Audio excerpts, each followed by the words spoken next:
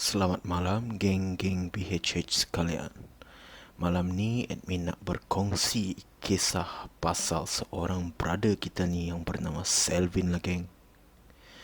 Dia ni akan berkongsi kisah pasal kekasih lamanya lah. Yang dah lama tiada geng. Tanpa melengahkan masa lagi, jom kita ke episod kali ni geng. Layan lo.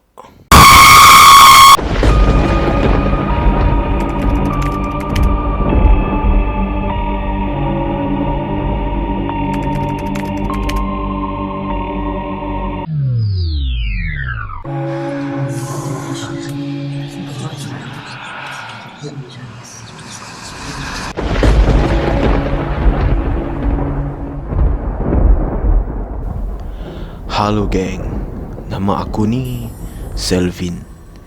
Aku ni berasal dari Sabah geng. Umur aku kini dah masuk geng-geng 30-an lah. Hahaha. Tua dah aku ni. Kisah yang bakal diceritakan ni adalah ketika aku menyambungkan pengajian aku lah di sebuah universiti awam di Sarawak geng. Aku ni seorang budak seni lah. Itu pun dululah geng, time aku tengah belajar di Sarawak tu. So memang tiap hari assignment kami ni melukis je. Kadang-kadang bosan jugalah geng. Pengalaman aku ni bermula ketika aku sedang on the way ke kelas lah geng. Pada satu hari ni macam biasalah, dari asrama lelaki nak pergi bilik kuliah tu memang agak jauh lah. So dia memakan masa lah sikit. Jadi aku ni kiranya mau pergi breakfast lah dulu kat cafeteria sebelum nak masuk kelas. Time-time kat sana aku pun lepak dengan classmate aku lah kejap sebelum berangkat pergi kelas. Tiba-tiba kan geng, aku ternampak seorang perempuan ni lah. Cantik dia geng, lain macam geng. Aku pun terpikat lah. Lalu aku pun bertanya dengan rakan-rakan aku yang kat meja lah time tu geng. Kau kenal tak Awex tu? Dengan gembiranya. Mereka semua menggelengkan kepala je lah. Kepala bana betul.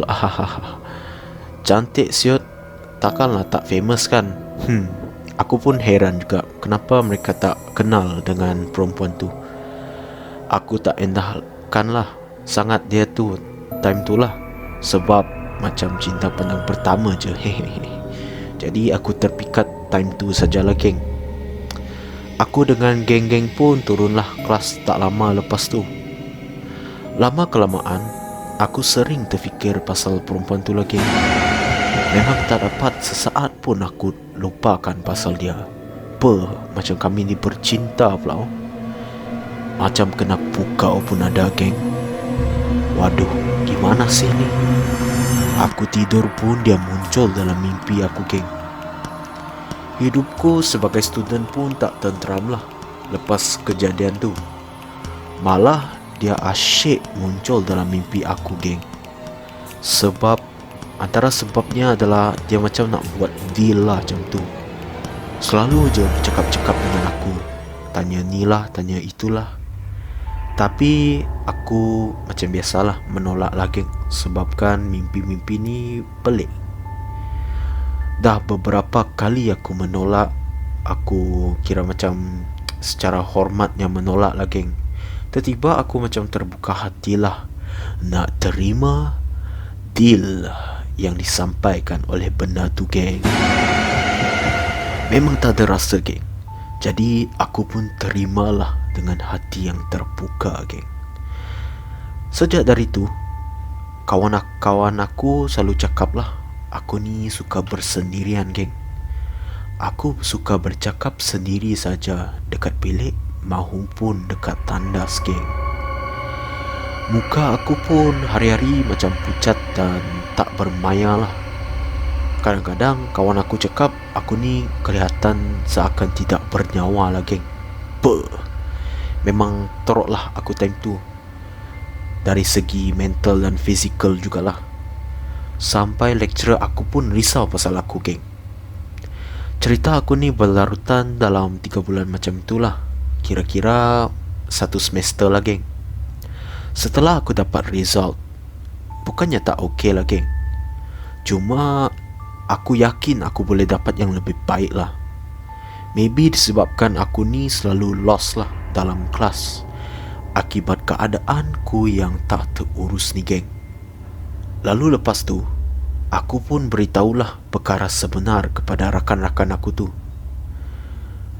Aku beritahu semua segalanya yang aku buat deal tu dan apa semua dengan kawan-kawan aku lah. Time tu kami orang semua kat bilik, 4 orang semuanya. Termasuklah ada seorang senior kami ni lah, yang selalu masuk ke dalam bilik kami ni, geng. Lepas aku ceritakan semua benda ni, terus senior aku macam lalu berubah mukanya, geng. Dia seolah-olah tahu pasal cerita di sebalik kisah aku ni lah. Lalu lepas tu, atas rasa kasihan lah, geng, senior aku pun beritahulah hal sebenar kenapa ataupun faktor-faktor yang membuatkan aku begini, geng. Alangkah terperanjatnya, geng. Perempuan yang aku cakap cantik macam bidadari tu dah lama tiada, geng. Aku pun terkejut lah, geng. Lalu aku pun bertanya kepada senior tu, macam mana nak settlekan benda-benda ni. Aku pun nak belajar dengan tenang je, geng.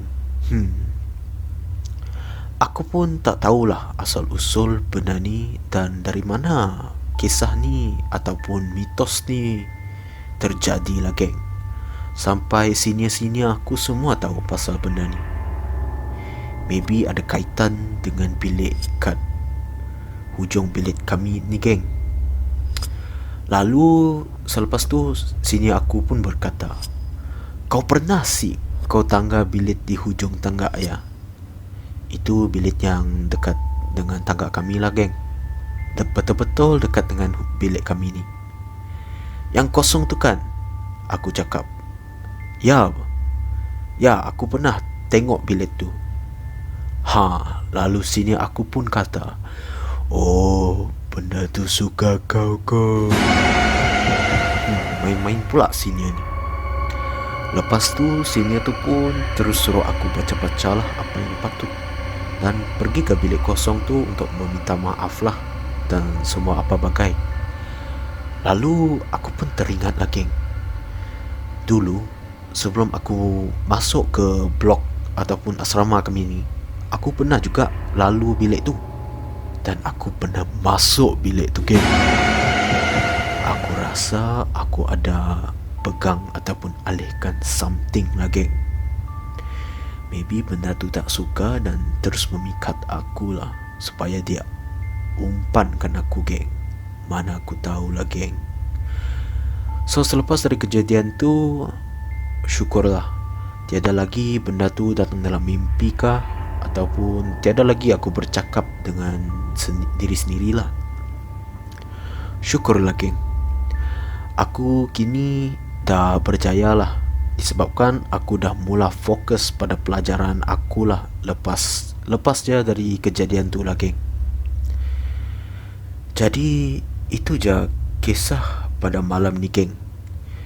Ingat je, geng, jangan sesekali kita mess around dengan benda-benda gaib ni, geng. Aku harap korang take note lah dengan benda-benda ni. Takut dia ikut korang balik nanti.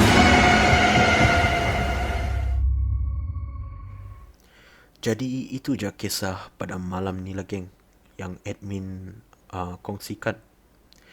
Ingat je, geng, kesimpulan ataupun iktibar yang dapat kita buat daripada kisah kita pada malam ni, ingatlah, janganlah kita sesekali mess around dengan benda-benda gaib ni, walaupun ketika muda, geng. Muahaha. Aku harap korang like, komen dan subscribe lah channel BHH ni. Ingat, geng, anda mampu mengubahnya. Muahaha. Selamat malam, geng.